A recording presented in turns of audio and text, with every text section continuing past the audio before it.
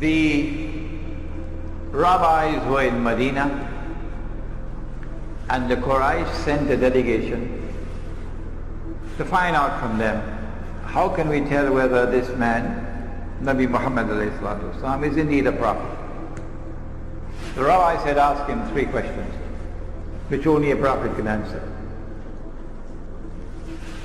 And Allah subhanahu wa ta'ala is sending the answers to the 3 questions. One of the questions was, ask him about the great traveler.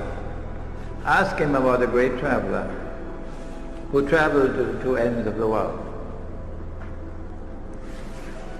So with question 1, ask him about the great traveler who traveled to the 2 ends of the earth. And we are told that this traveler is called Zulqarnain, the one who possesses 2 qarns. And qarn can mean a horn, so qarnain will be 2 horns. And qarn could also be an age or an epoch, a time. So qarnain will be 2 ages. So this is a man who is either of 2 horns or impacts upon 2 ages. قُلْ سَأَتْلُ عَلَيْكُم مِّنْهُ ذِكْرًا. I am going to tell you something about him which must be remembered. إِنَّا مَكَّنَّا لَهُ فِي الْأَرْضِ وَآتَيْنَاهُ مِنْ كُلِّ شَيْءٍ سَبَبًا. Behold, we established him on earth securely, with the power and with the means, with the capacity and the knowledge and the right means to achieve anything that he might set out to achieve. And so surely a superpower, not an ordinary power, a superpower. فَأَتْبَعَ سَبَبًا. And so he chose the right means now to do what he wanted to do. حتى إذا بلغ مغرب الشمس. He sets out on a journey to the west. And he reaches a place where the sun is setting. And there he found it setting in a body of water that was hamiyah, dark, murky, so visibility in that water will be very shallow. And there he came across a people. Is it possible for us to identify that body of water? If we can, we'll be on the way to locating the geographical location of the area in which we're talking about. We're going to do that in a moment, inshallah. Then Zulqarnain set off on the 2nd journey now, and he's going to the rising of the sun. And when he had traveled to the distance that he could travel, the Quran does not tell us how far it was, he came upon a people, لَمْ نَجْعَلْ مِن دُونِهَا سِتْرًا, a people, لَمْ نَجْعَلْ لَهُمْ مِن دُونِهَا سِتْرًا. We have not provided for them as a covering other than this covering. It appears to us that it is the natural covering that you have from the sunshine. So a people living a primitive way of life. And he left them as they were. And then he went on to the 3rd journey, which is verse number 92. And so now he travels in the 3rd direction. إِذَا بَلَغَ بَيْنَ السَّدَّيْنِ. He comes to a place between a pass between 2 mountain ranges. On this side are mountains, on this side are mountains. And in between there is a pass. Can we locate Geographically, where are we talking about? Is it possible? A pass between two mountain ranges. And there he came across a people, لا يكادون يفقهون قولا. He came across a people whose language he could not understand, because their language was unique. Their language had no connections with other language in that region. It was a language which was not connected with all the other languages in that region. When they had learned to communicate with each other, then these people spoke to Zulkarnain and said to him, Ya Zulkarnain, O Zulkarnain, Inna yakjuj wa makjuj mufsiduna fil ard. Gog and Magog are committing acts of fasad in our territory.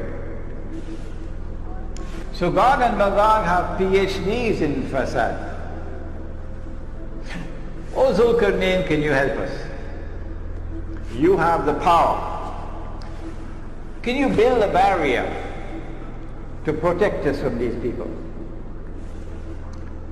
He should have said, I don't need to build any barrier. I'll move in there and I'll beat them up. And they won't touch you anymore.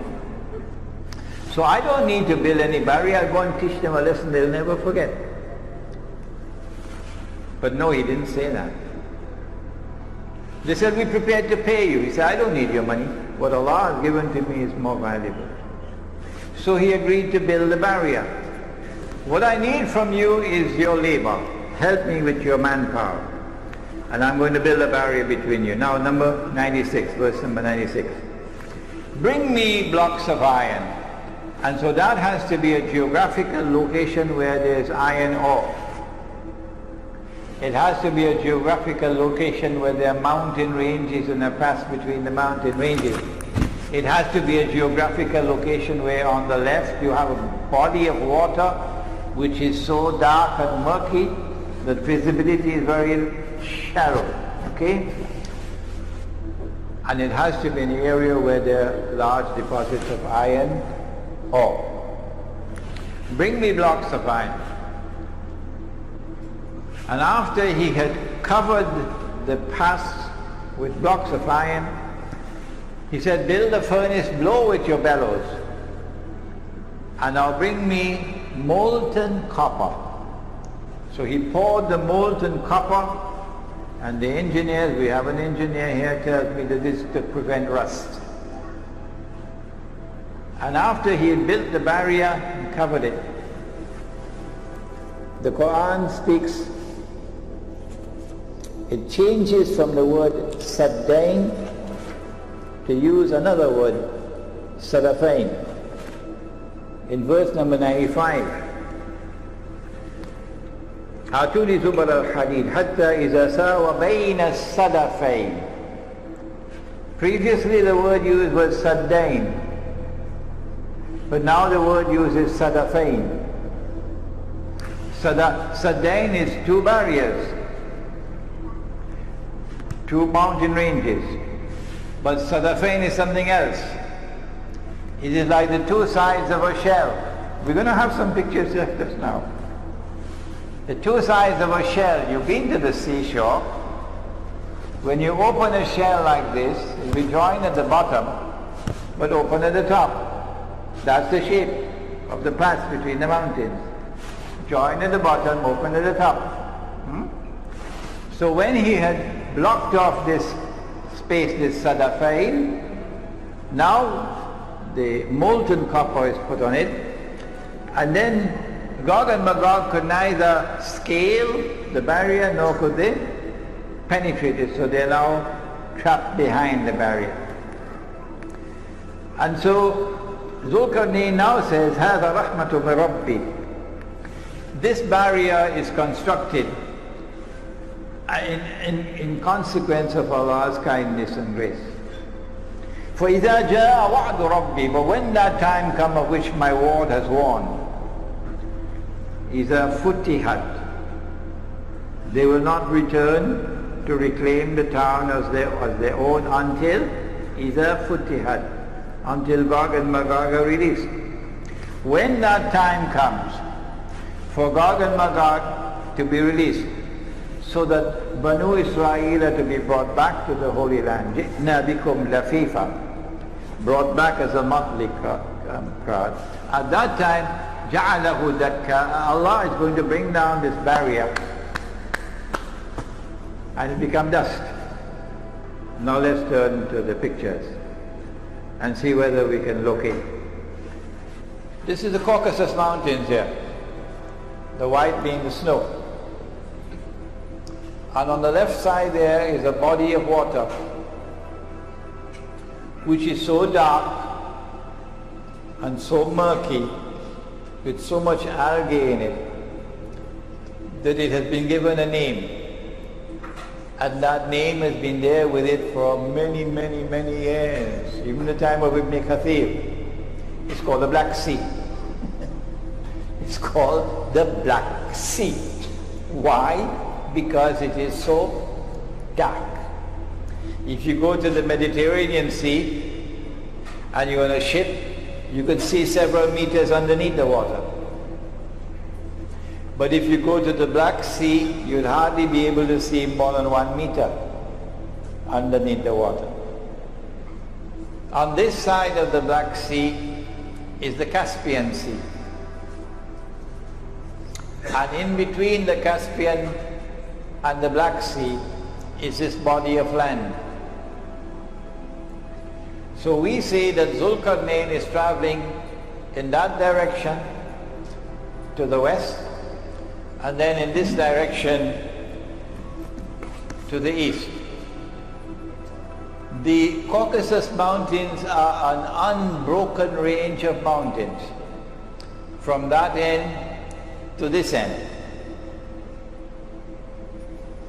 But in between the Caucasus Mountains there is one pass, only one, in between. It's called the Darial Gorge. Let's see if we have, here we are.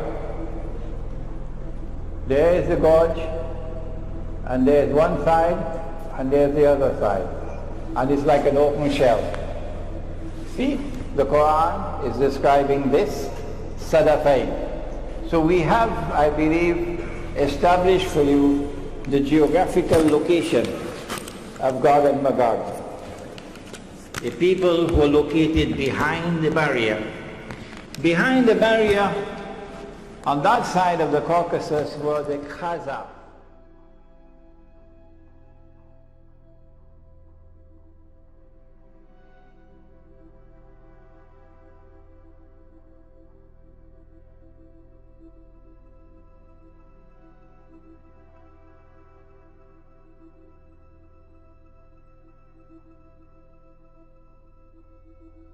On that side of the Caucasus were the Khazar, a tribe of people who converted and became Jews. Must have been on a Sunday morning. And some of them converted from Judaism and became Christians. Must have been on a Sunday evening. So you have Khazar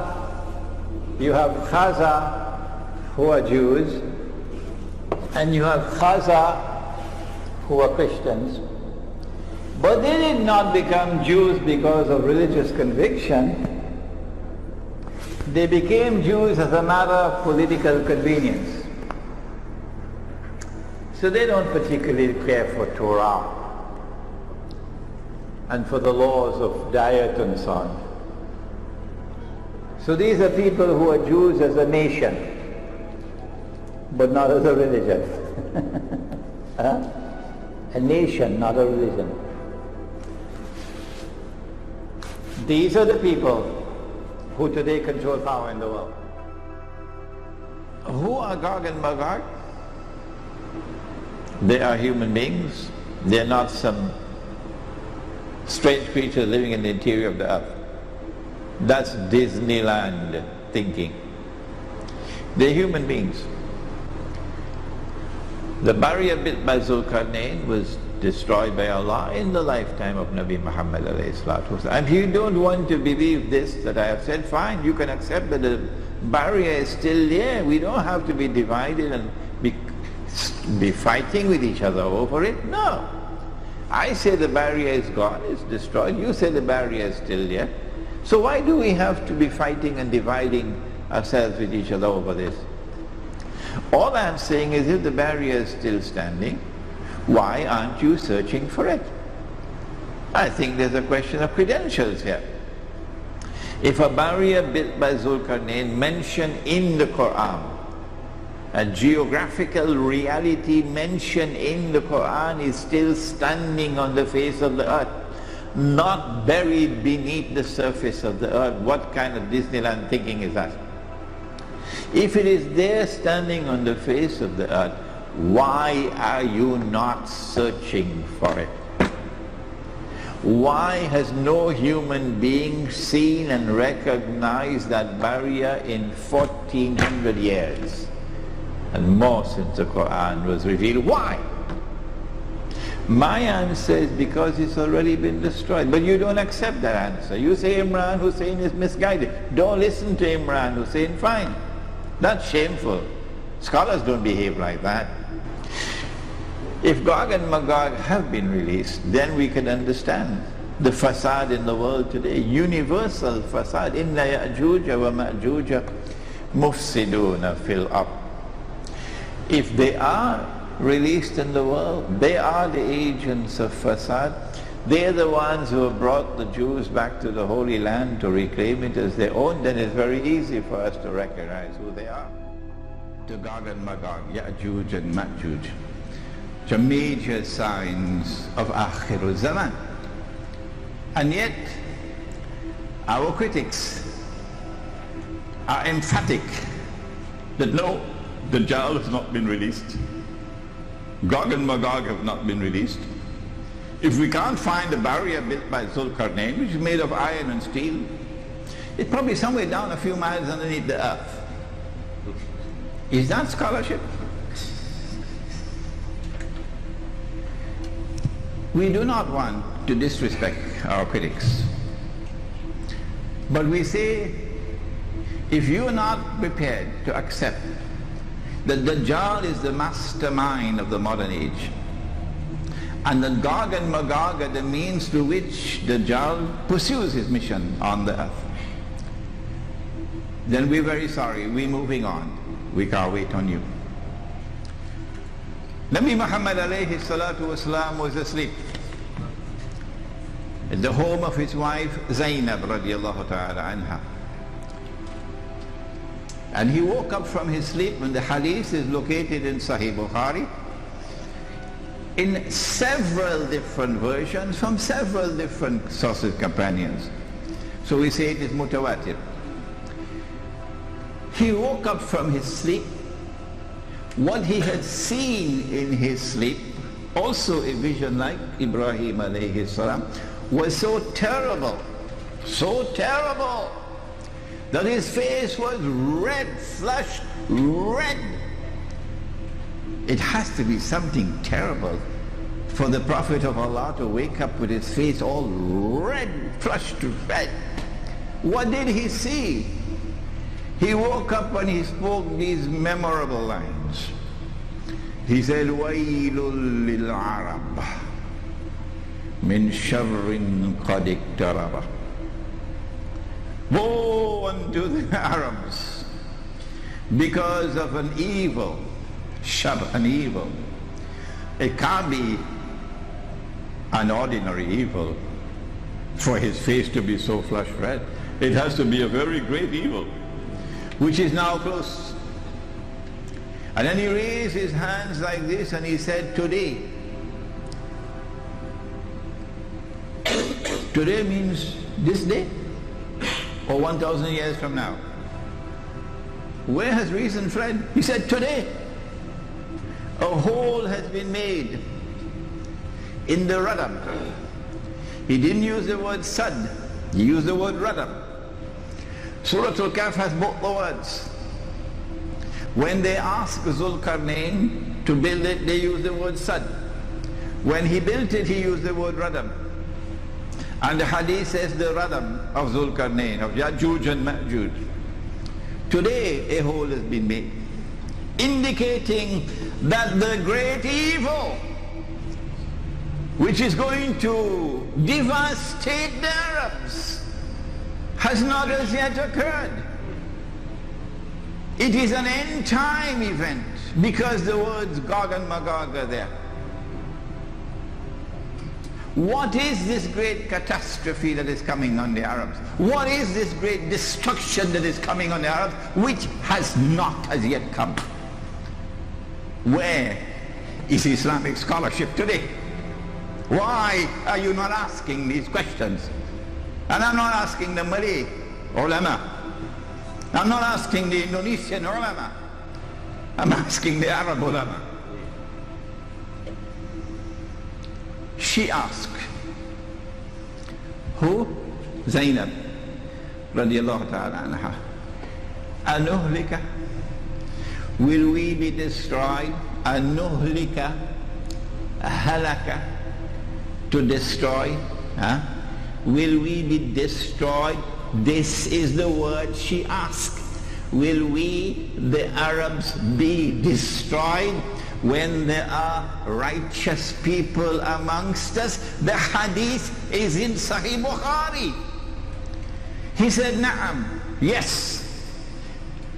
And then he went on to use words I never understood until recently, until I saw the pathetic state of Islamic scholarship today, and the even pathetic state of those who lead Muslims today.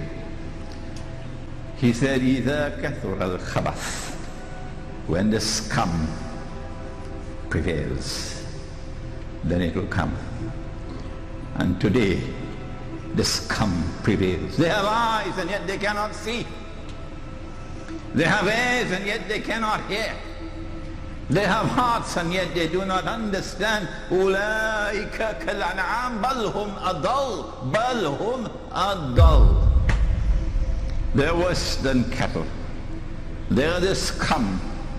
And when the scum prevails, then the destruction of the Arabs, not the Malay, not the Turks, the Arabs will take place. But I want to take you now back to that spot in the Caucasus Mountains, because we want to fine-tune our attempt to identify Gog and Magog. It is not sufficient to say that Gog and Magog are the European Christians and European Jews. No, because amongst the European Christians and European Jews, there will be those who become Muslims, there will be those who are our friends and allies. Do not make the mistake. We have to look for a people who will eventually be moving from that northern area and moving towards Jerusalem.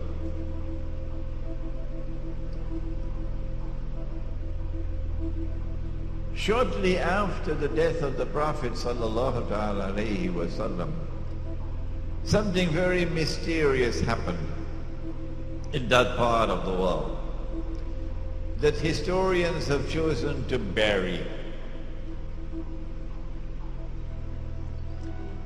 A tribe called the Khaza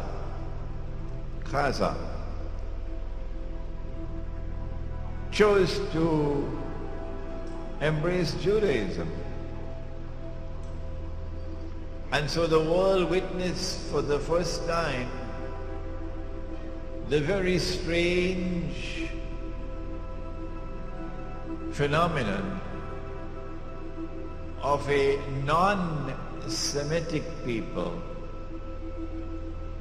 becoming Jews. Non-Semitic becoming Jews. And these people, the Khaza, chose to convert to Judaism, but they did so not for any religious reasons.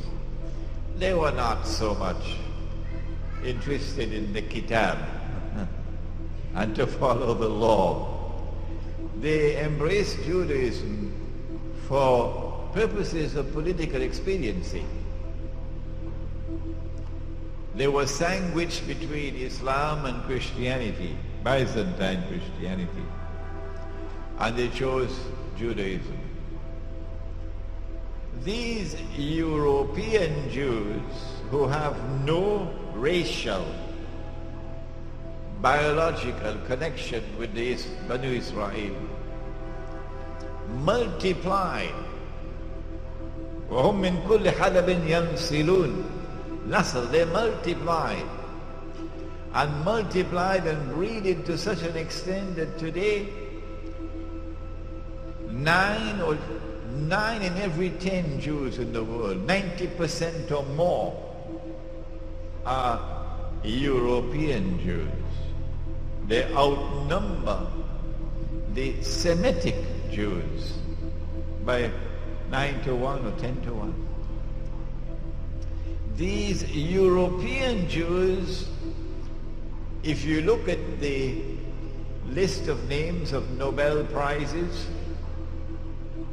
for science, for literature, would you name it, you will find that these are people who far exceed the rest of mankind in their intellectual brilliance, in their academic achievements, in their scientific research.